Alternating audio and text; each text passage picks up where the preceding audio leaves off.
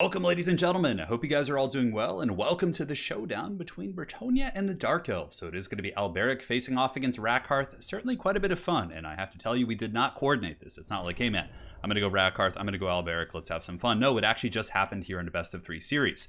So I decided to get a little bit crazy, going with double Hippogryph Knight and Alberic, which can be very fun, right? He does have the item, which I believe the Kraken's Bane, I think, is Aeronessus. His is called something else. The Braid of Borderlow. So basically this gives bonus first large to nearby units, so the Royal Hippogryph Knights can get bonus first large, which is very good against cavalry, monsters, things like that. So we got Alberic, we have double Hippo Knight, and the rest of the army is pretty haggard because that's a big investment, right? So we got peasant mobs, a couple spearmen at arms, and just to have even more fun here in this matchup, we're coming in with triple field trebuchets. Now, field trebuchets actually aren't bad against enemy cavalry. I've lost so many times with the Empire against Bretonnia by just having my Demogryph Knights pounded by trebuchets. It's very, very, scary stuff for sure. Spears in the back, and we do have some mounted yeoman archers, so I can counter skirmish the Dark Riders. Obviously, both of us are going for meme-ish builds, I would say, pretty heavily meming for sure. But again, the cool part about builds like that is sometimes you can explore a hidden gem, a strategy that is very effective against other factions. So for my opponent here, no Kane, no gain, living up to his name here. He's got Rakarth on foot, a true hero of the people. Double Kharibdyss, and it looks like a Sorceress of Shadows, a Pit of Shades, a bunch of Cold One Knights in the back with some Dark Riders, and a Manticore and Spears up in the front. So really the main thing in the army is going to be the Kharibdyss Goon Squad, right? If the Kharibdyss are able to get whiplashed and then get their anti-large and poison on any number of my big targets, including the Royal Hippo Knights, I'm going to be having a very bad time. And as soon as I saw this army, I was expecting a more traditional Dark Elf army with like skirmishing elements. I was like, okay, the trebuchets are going to be annoying and they're not going to be able to press me as hard. But when I saw this army, I was like, oh my god, this is some serious shit right here. So I tried going after the Manticore. Now I could catch it. Alberic does have 110 speed. The Hippos have 100 speed because of his buff, the something of the Tempest or other, something like that. So I thought I could catch it, but he ran away very wisely so, kind of forcing me to either chase him or help out in the mainline battle. And I figured I need help here in the front. The peasant mobs hold quite valiantly against the Cold One Knights, who take a little bit of a pounding here from the mounted yeoman. On top of that, all my trebuchets, you can see here, are shooting into the cavalry, picking off models here and there, and really generating some substantial value. Now, the way this build I brought plays is I gotta look for low-hanging fruit, especially since my opponent here has a really nasty Death Star. I basically have to look for things on the outskirts of the battlefield and try and pick them off, and here I saw some Cold One Knights. I was like, alright, let's go for it. These guys are a lot faster than Cold One Knights, 66 speed against 90 plus. So I'm like, okay, let's just stick on him. We got the charge, and let's just press and send some infantry out as well to help out. Because again, if he swarmed me with Dark Riders and Cold One Knights, it could be a little bit of a tricky piddle. Pickle? That makes sense. Pickle is what I meant to say. So in the front line, men at arms are preparing to engage. They're going to have to suffer the wrath of the Dread Spears and the Kharibdyss here in a moment. And Rakarth, the Beastmaster, quite happily engaging here in the front line as well. So haven't really been able to find a safe spot to engage, but we do get this pick on the outside here. So if you look down, you can see the Hippogryph Knights very rapidly tearing through the Cold One Knights. They have a ton of damage. You know, basically like each one of these hippos is like a quarter of what a legendary lord hits for, more or less, or a third or something like that, depends on the lord. But yeah, they're able to really cut through the Cold One Knights very quickly while the trebuchets continue to bombard. But very scary stuff, no surprises. My front line, which had probably an accumulated cost of let's say maybe like 1,000 gold, did get run over very badly by the Kharibdyss, who do have a leadership discouraging effect on top of the terror, and also Cold One Knights and Spears are going to be pushing in. So my trebuchets are in a pretty bad position, but we did pick off some of the cavalry back here, these Dark Riders, and now Alberic is going to be going after the Cold One Knights. I figure, hey, let's remove all the periphery units. Thankfully, they're not in a blob together, and see what we can do. So still, we haven't quite finished off those units on the wings here. My trebuchets have done what they're going to do. Right now, they are going to be paying the price to Kane here. As I do get the Trident Manon, it's going to be going down, taking these guys to the slip and slide here to Flavor Town.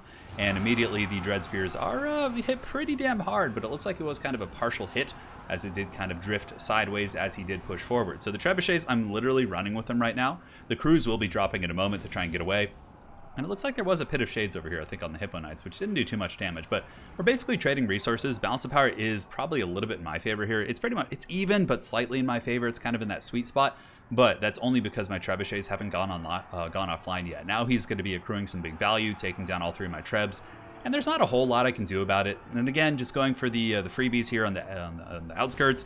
The Dread Spears have 81 models. These ones do have 83. So I'm just kind of slamming into them with everything I have, trying to get the terror rounds. Because again, Dread Spears, of course, not immune to psychology. So let's get in there with our terror-causing Hippogryph Knights, as well as some yeomen and peasant mobs, and see if we can get quick breaks, and then basically just chase them off the battlefield with whatever scraps happen to be left. The Dark Elves far less mobile, right? Their force is going to be Kharibdyss and Rakarth on foot. There's no way in hell they're going to catch me if I don't want them to.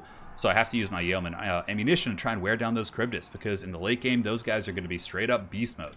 Up here in the sky, the dreaded Feral Manscore has returned from his great exodus, his journey to the Forgotten Realms.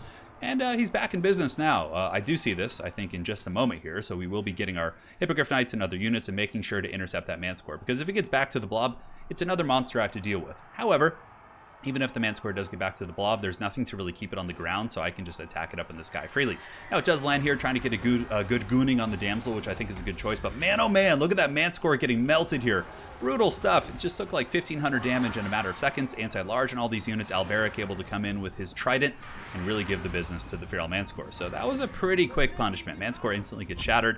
It just shows the power of the Hippogryph Knights and Alberic. When you give them anti-large, man oh man, can they connect. Here on the flanks, chasing down Cold One Knights as well as Dark Riders. Like I said, both of us just going for whatever we can catch, really. He was able to chase down some infantry here. Pit of Shades just finished. It's quite curious. I've seen it used on my Hippogryph Knights a couple times, and it seems to have done some decent damage. I guess it depends on how many models it can catch here. So we'll do a little bit of fast forwarding, as there will be some cat and mouse here. Basically, I'm just attacking things on the flanks here. We get the Dark Riders. I do use another Trident Manon. It actually splashes them pretty good and does some good work against the Dread Spears.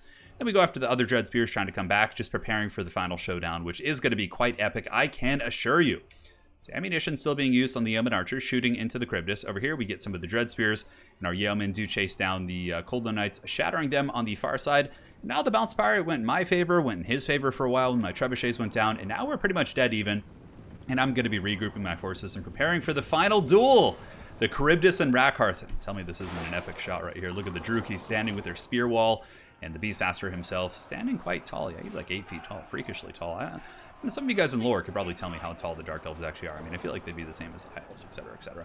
Anyways, the final surround comes. So now we get the Yeoman Archers charging in, Hippogryph Knights coming, and the Spearmen at Arms moving in to attack the Druki shield wall. A lot of fear and terror, and Alberic leads the charge, going in against the Kharibdyss, and the Royal Hippogryph Knights charging as well. So we just got an absolute slobber knocker of a fight going down here. My Damsel, a little bit overextended, and this was a big mistake on my part. Oh, look at Alberic. He's like, yeah, get in there, man. But the Damsel did overcharge, and now is kind of in between two Kharibdyss, as well as Rakarth, so that's going to be a very precarious situation. But now that we've gotten the cool cinematic out of the way, let's take a look at the actual applications of the battle. So Beastlord's Gaze going down, giving a leadership up to the Kharibdyss, which it might have actually gotten close to breaking in the beginning if we weren't careful there. And it looks like a Pit of Shades is going to be dropping here on top of the Spearmen, as well as the Hippogryph Knights. I do get a regrowth on these Hippos, but man, oh man, they're taking a lot of damage. So we do pull massively ahead in the Balance of Power, breaking the caster here. Most of the Spearmen units are on the point of breaking, if not broken already, and I still have Spear support as well. Hippogryph Knights getting back up in the sky, charging back in, and we have Spearmen and Yeoman coming back, but his caster does come back, and the Bounce Power kind of creeps, and I felt like, okay, this is our opportunity to get this. Let's get in there, let's take out those Kharibdyss, but the whole time I didn't notice. Rakarth is a very small target here on foot. In the mess of things, and he was actually able to take out my Damsel, so suddenly my healing's gone, and I did have enough Winds of Magic, and now I'm the one getting routed! The terror routing effects coming in from the Kharibdyss, breaking off all my chaff and support, and also breaking my Hippogryph Knights, who are, like, you know, half health. I really wasn't expecting that, so suddenly Alberic stands alone, trying his best to grind down this Kharibdyss, who has, like, -18 leadership, so low, it just barely breaks. But he also has Spear support. Rakarth is still here, and I was like, oh god, this is like looking like a game that I thought I was going to win, and now it's looking very, very dicey. The terror routes and the leadership effect from the Kharibdyss, the Abyssal Howl, really tanking a lot of the leadership on my unit. So this Kharibdyss does break. Going to be chasing it down with Yeoman Archers, which means it shouldn't come back. Now, the funny thing is, when you're chasing down units that do have terror, there is a chance that they can get terror routed off themselves. So we do charge back in here. A little bit of a folly not chasing down the Kharibdyss. I could have sworn I gave it the attack order, but I guess I accidentally pulled it back in, which is honestly something that could lose me the game right here. That Kharibdyss is back now. Alberic going in to fight the other Kharibdyss, but it has the Whiplash, 750 weapon strength, anti-large, and it gets in there, chunking Alberic. Alberic's at 851, -8 leadership, and the Kharibdyss gets another attack, 2 for 2, the Whiplash and the anti-large, and tail whips Alberic, goes down, and the Bounce of Power is dead even. What a turn of events. The Kharibdyss Death Star is real. And now we're going to be bouncing out, trying to get away with these units while the Yeomen continue to attack. But the Kharibdyss and company have done some brutal damage. Look at this poor Hippogryph Knight right here. He's trying his best, but Yeomen going to be charging in. We're coming in once again, so here they come with the Spearmen at Arms charging as well, attacking into this Dark Elf force. One Kharibdyss has fallen from the Hippogryph Knights, as well as Alberic's valiant sacrifice, and now the Hippo's going to be charging into the back of these units while the Spearmen at Arms pretty much do the exact same thing. And this Kharibdyss is so low. It's at 13 leadership. I don't have the anti-large here on the Hippogryph Knights anymore, and the other hippos are going to be descending down from the heavens. And the lady looks on. And the Kharibdyss is at negative 22 leadership. There still is the Sorceress of Shadows here, as well as Rakarth. So now basically my Hippogryph Knights are going to be chasing down the Kharibdyss and trying to keep that bad boy from coming back.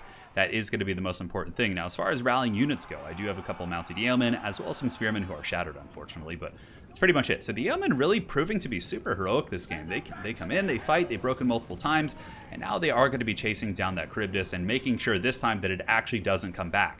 The other unit's going to be bouncing over, going after the Dread Spears, while my mounted yeoman archers hold in the Sorceress of Shadows, allowing the Royal Hippogryph Knights to pile in once again and get their huge 135 weapons ranked attacks here onto the Sorceress, trying to break the leadership here of this Dark Elf army. But I have to say, it hasn't been easy. Now the Pit of Shades going down should be doing some potential damage. No, but it doesn't look like it. The Sorceress must have got knocked over there. The other Kharibdyss has fallen to the Hippogryph Knights, and now these hippos going to be moving in, the angry hippos, and going after the Dread Spears here. And this is hands down been one of the most fun games I've had in such a long time. Just very unorthodox builds, and both of them honestly had some cool tricks to them. So the Dread Spears just get absolutely smashed by the Hippogryph Knights there. They should be breaking, if not shattering, here in a moment.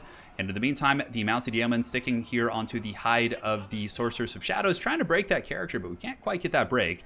But it looks like a Pit of Shades is going to be going down, probably melting a fair amount of my yeomen, who are also getting shanked. And yep, yeomen just getting absolutely destroyed by the shadow magic up in the sky. And that is going to be the last of those valiant yeomen, as they made a great stand here. And the Hippogryph Knights of Bretonnia, I was like, okay, let's get the cinematic shot, charge through the Pit of Shades, forget waiting for it to end, and now we are fighting the Sorceress, who is broken. And now, guys, it is the Hippogryph Knights versus Rakarth the Beastmaster. Will the anti-large foot character be able to do it? That's what's cool about hippos too, though, is they're not like an anti-large character. They have really good general melee attack, so even against characters like Rakarth here, they're getting some big damage here. Rakarth's getting knocked over, taking quite a bit of armor-piercing damage despite his high armor values. So basically, one Hippo Knight's going to be staying in combat, while the other one pulls back and charges.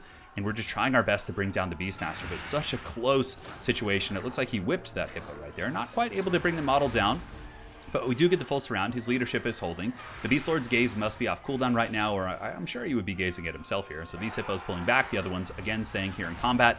Trying our best to grind down the Beast Lord here. 1621 HP. His melee defense holding pretty well. I mean, 60 melee defense is quite solid, actually higher than the melee attack of the hippos, who, you know, really do quite a bit better on the charge. But we do get him down to 1430. Once again, attacking the Beastmaster. The Hippogryph Claws getting in there. Really doing not so much. The armor is holding well, but we do get the rear charge, and with that, Rakarth is going to be breaking. GG, well played to my opponent. No pain, no gain. That was probably one of the most fun games I've had in quite some time. Played on Inticity's Ladder. And obviously the build, I don't think it's amazing. I'm trying to think how it would do against like Scourge Runner or Repeater Crossbow play. That was kind of what I was like, okay, maybe let's think of something super weird, right? You know, bring pretty much no infantry quality whatsoever and just go for like anti-skirmishing and then, you know, some big hitting punch against large monsters. But yeah, it was really fun. I don't know if I would, yeah, I got to try the build out more. It was fun. And the trebuchets certainly didn't do too much. I mean, although they still got some value, which is cool, but look at the value. 2,800 on this, 2,000 here. Alberic got 2,000 himself. Rakarth got 15, which isn't bad for a foot character. And then the Kharibdyss here, the true MVP of the game, 3,000 value on that bad boy. That was the Whiplashed one in 1900. And yeah, of course, the Manticore got dunked on. It was super fun. Very thematic builds for sure. And yeah, hopefully you guys enjoyed that one. I thought it was a great game, and hopefully you guys did as well. Well played to my opponent. No pain, no gain. And we will see you guys on the other side. Take care.